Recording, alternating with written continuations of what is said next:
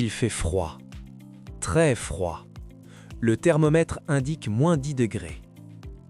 Le jardin est figé, les arbres sont nus, la terre est dure. Et pourtant, au milieu de ce silence hivernal, une silhouette verte attire le regard. Un petit arbre, des branches fines, des épines discrètes, et suspendus à ses rameaux, des fruits jaunes, lumineux. Voici le yuzu. Une origine oubliée. Le yuzu n'est pas né sous les palmiers.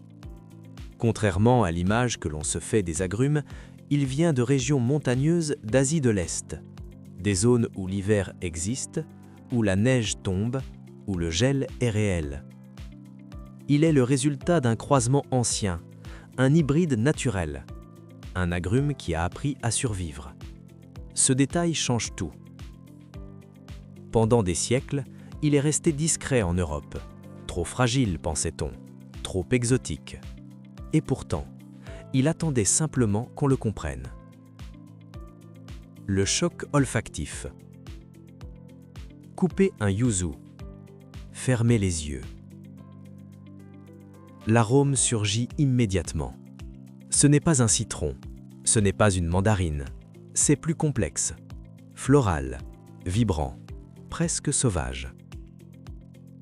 Au Japon, on l'utilise dans les sauces, les pâtisseries, les bains traditionnels d'hiver. En Europe, les chefs étoilés ont commencé à l'importer. Puis, une question s'est posée, pourquoi l'importer si on peut le cultiver? C'est là que l'histoire moderne du yuzu commence. L'expérience. Il y a 15 ans, planter un yuzu en pleine terre en climat tempéré semblait audacieux. Certains ont tenté, beaucoup ont échoué. Sol trop humide, exposition mal choisie, protection excessive. Mais ceux qui ont observé, ceux qui ont adapté, ont découvert quelque chose d'inattendu. Un yuzu bien installé peut résister à -12 degrés Celsius, parfois -15 degrés Celsius. Pour un agrume, c'est une rupture. Ce n'est pas un citronnier méditerranéen, c'est une autre logique. Le mur, la lumière, la patience. Imagine un mur exposé plein sud. La pierre absorbe la chaleur du soleil toute la journée. La nuit, elle la restitue doucement. À son pied, un jeune yuzu est planté. Le sol est drainé, léger, aéré. Les 2 premiers hivers, on protège légèrement, pas pour l'assister, mais pour l'accompagner. Puis, un jour, la protection devient inutile.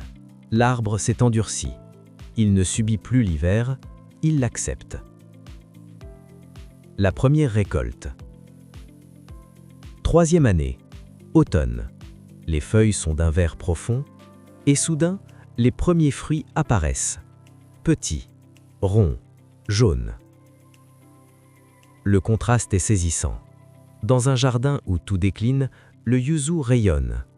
Il ne donne pas des kilos comme un oranger espagnol, mais il offre quelque chose de plus rare, la surprise.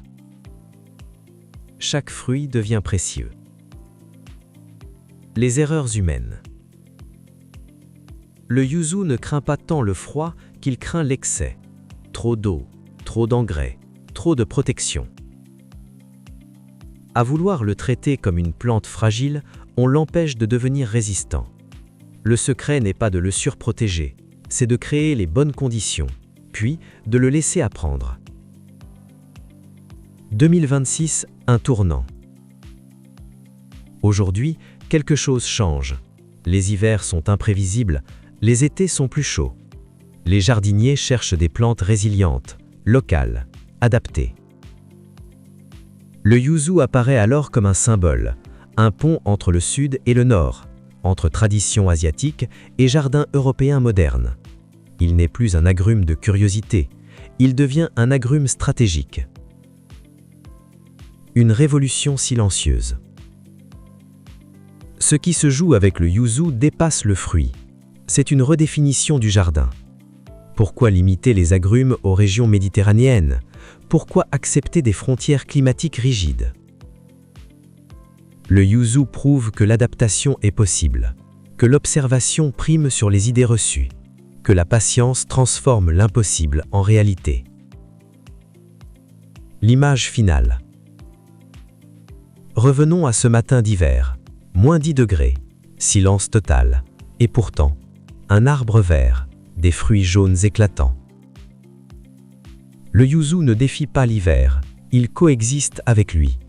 C'est peut-être cela, la vraie leçon. Si cette histoire t'inspire, écris yuzu en commentaire.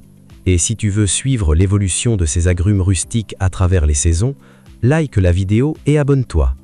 Parce que la révolution des agrumes ne fait que commencer.